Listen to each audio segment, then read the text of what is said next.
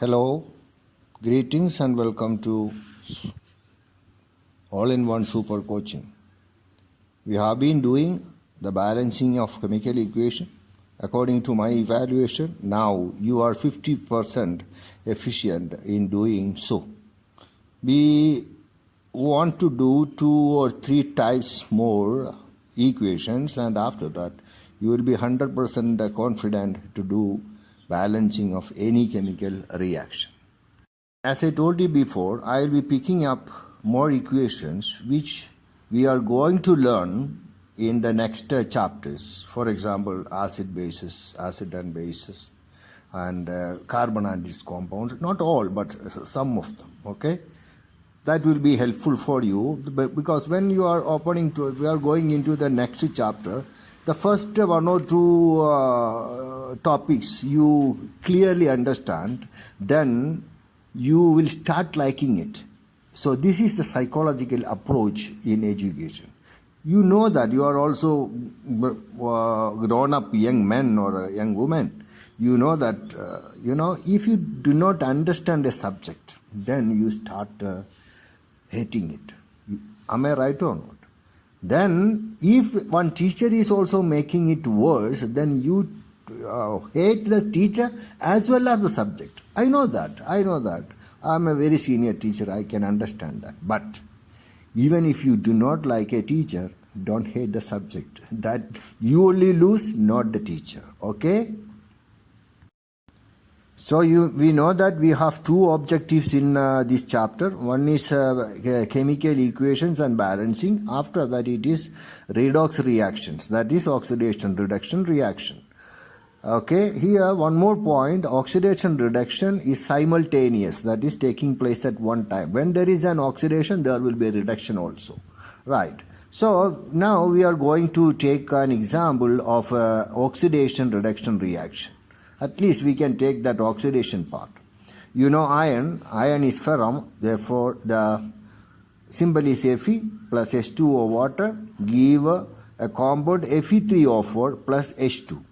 I will teach you later how this Fe3O4 comes and all. Maybe after finishing our the syllabus part, we will go for that. You can write any formulae, the complete chemical formulae even up to the 11th standard. Okay. Here we can go directly into the balancing. We don't have much time left. Here the thinking process is different. Like in the case of methane, ethane, propane, butane and pentane. Here also you have to look at the left hand side and right hand side and spend 30 seconds or 15 seconds there. Look at the left. You can see it says 2 or the number of oxygen is 1. And the right hand side, the number of oxygen is 4, right? And iron is there. Before also I told you, if an element is separately or an elemental molecule is separate, leave it alone until the last moment because you can put any suitable number without affecting the total system. So here Fe3 you can forget, you only want to worry about hydrogen also knows the same thing. Hydrogen also is alone and you can put any number after. Therefore here the only one problem is oxygen. How can you make oxygen 4? Just put a 4 just before H2O.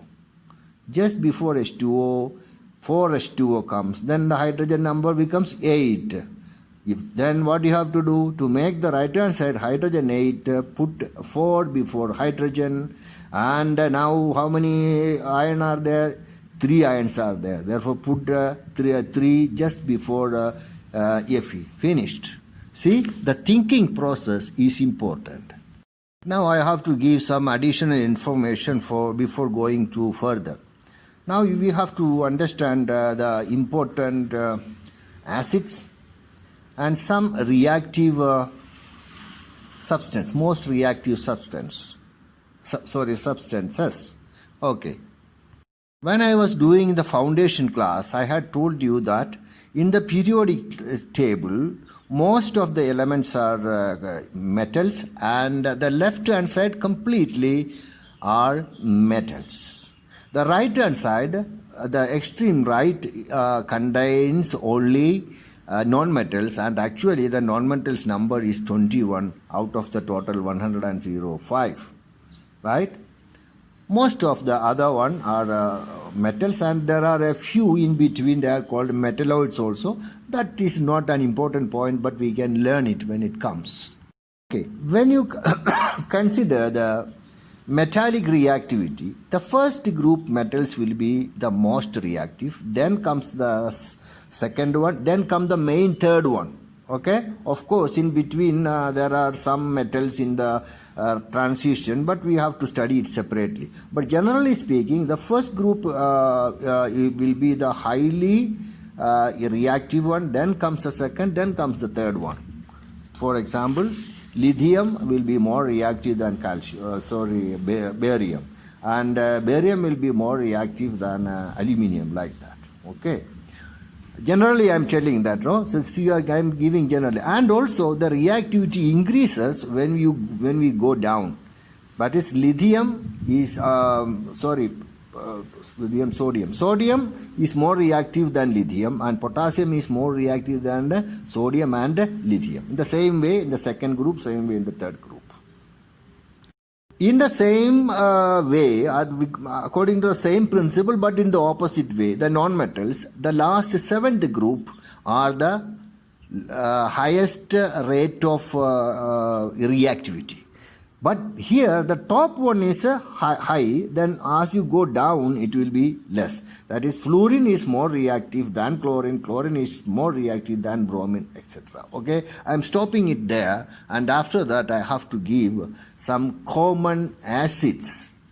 See, very reactive elements like sodium, potassium, even calcium, all these react with even cold water, or sometimes a little heating will be enough. But all the metals will not react with water by displacing hydrogen. For that, we have to use acid. Then, which are the main acids? You have to know the acids and the formulae. The first one, strongest one is hydrochloric acid and sulfuric acid. Both you can consider similar. Then there is nitric acid, phosphoric acid is there, carbonic acid is there. Let us stop it there, because generally we are using only hydrochloric acid and sulfuric acid in our study.